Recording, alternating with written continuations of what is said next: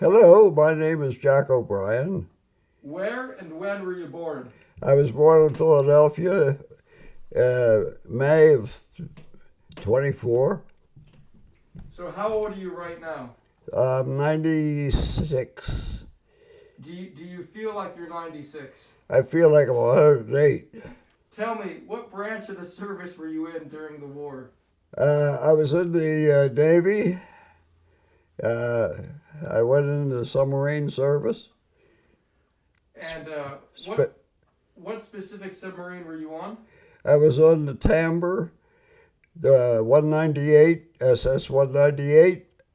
The Tambor was the first fleet type sub built in 1939. The fleet type was the type that could go over, we could operate it over the like 10,000 miles. Prior to that, they had the S boats.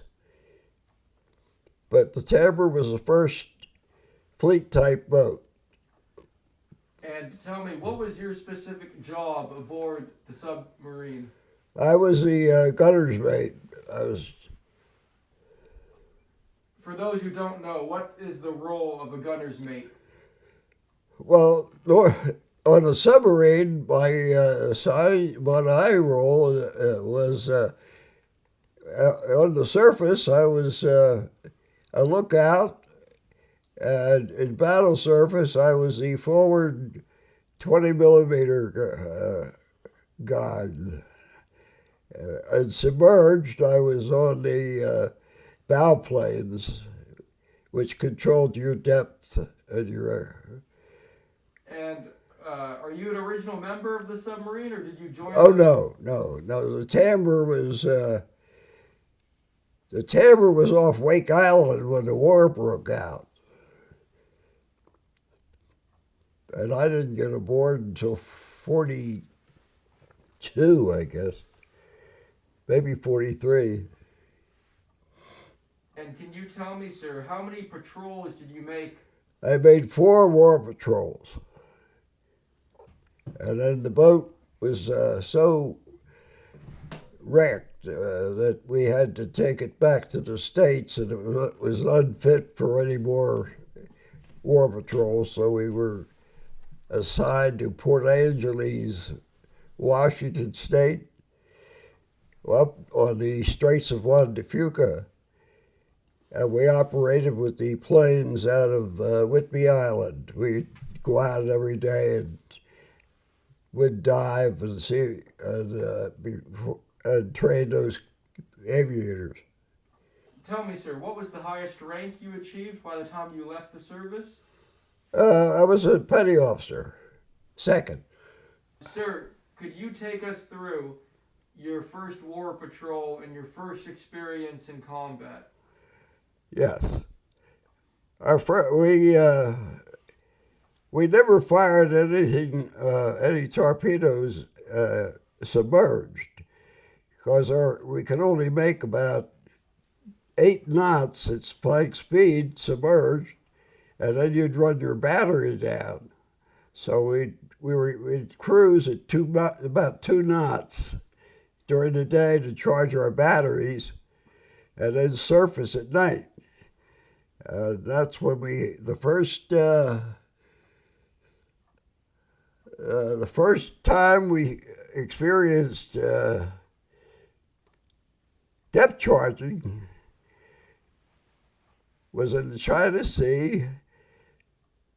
At night, we went in on a convoy, and the captain had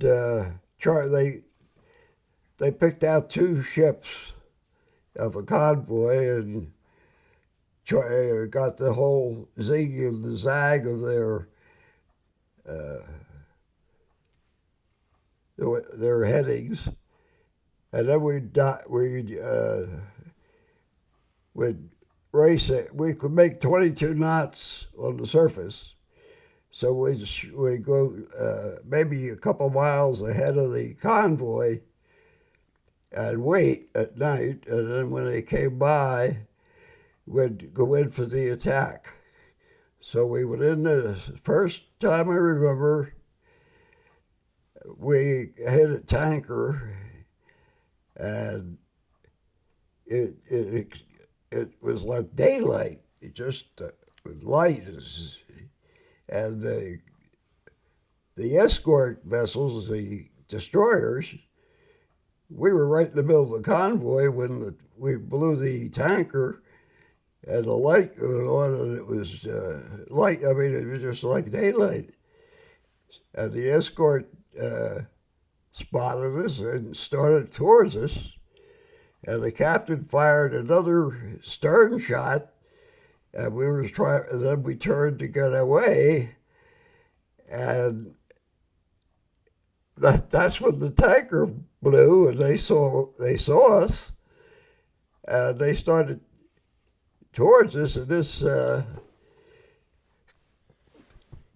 this destroyer just was coming right at us, hell on wheels, and he was going to ram us.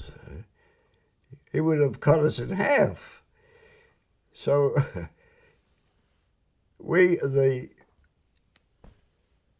gunner's mate on this on the aft.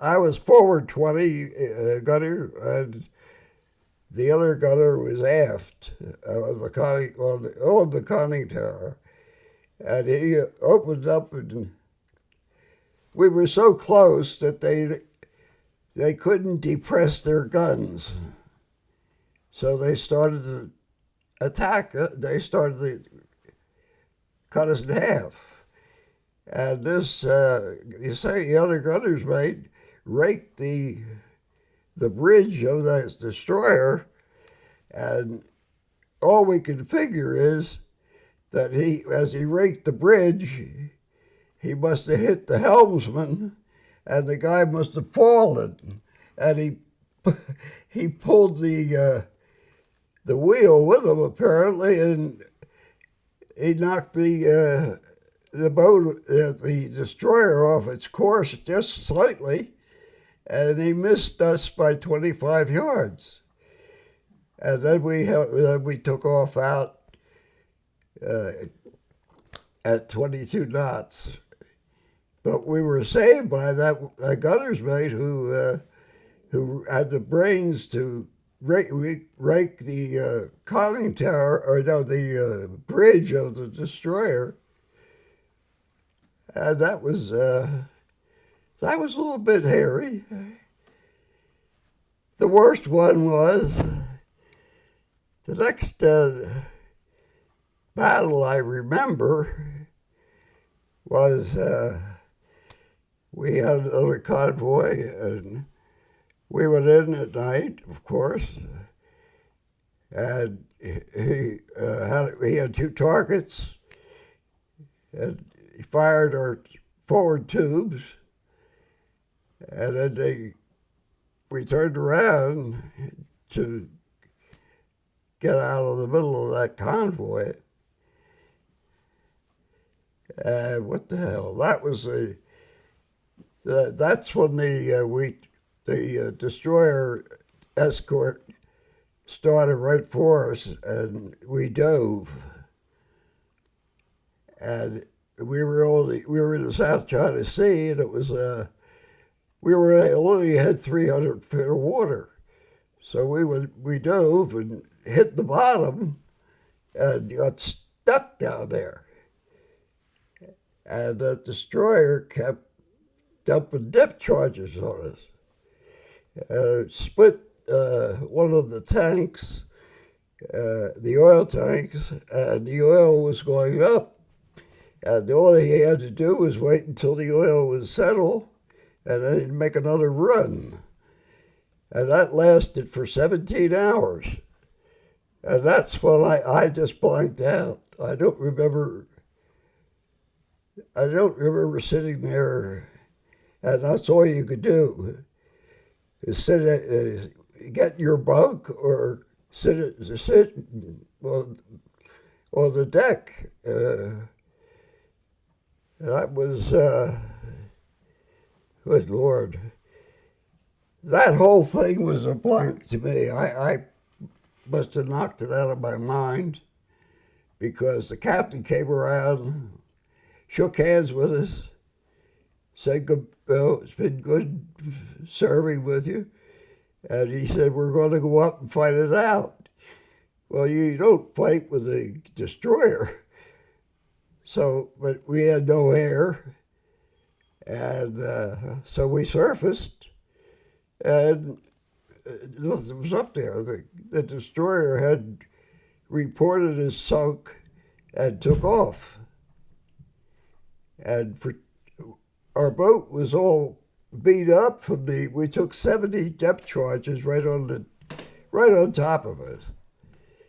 And it was a good thing we were on the bottom because the explosion of the charges always went up. They wanted to get underneath you. So that was what saved us. They just dropped them right on our deck. And after 70, I guess he ran out of depth charges. And they did report it sunk. In fact, Tokyo Rose was on. We used to listen to her at night. And she said, well, the Tambor is gone. And then she went on with a lot of other propaganda. But the unfortunate thing was that our antennas were all knocked out. And the Navy, in Navy headquarters, by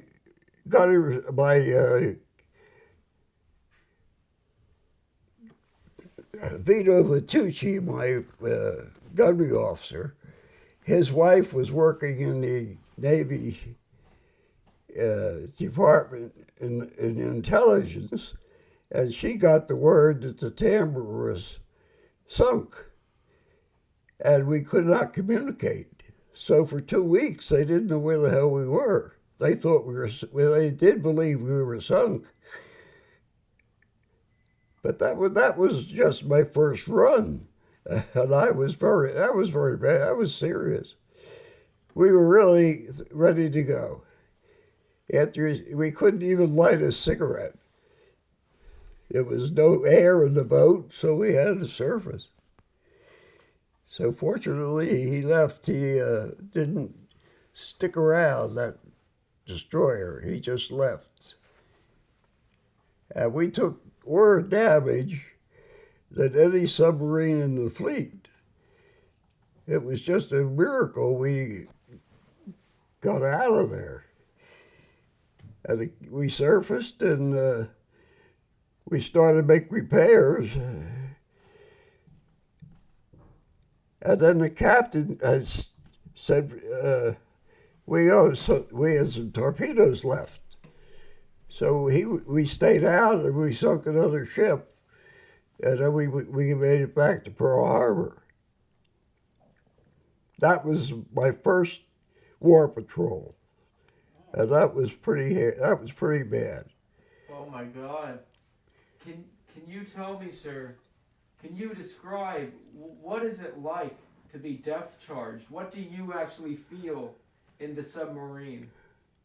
Well, it felt the first place they were 700 pounders, and the first thing you hear was a click, and that was what turned the depth charge on. You armed it, I should say, and then it would hit. We'd hear it click, and then we'd hear the rush, and then boom, the whole boat would just vibrate. Stuff was flying off the walls. Oh, the hull, and huge motors were just torn right off their mounts. It was terrible. They don't understand how we survived. But there was a great crew, and they were pretty well seasoned. And they patched the boat up, and that was it. When we surfaced, it was clear. But anyway, we got depth charged every time we sunk a ship. And if they were close, stuff would be cork would be flying off the hull. Oh, it was very, very nerve-wracking.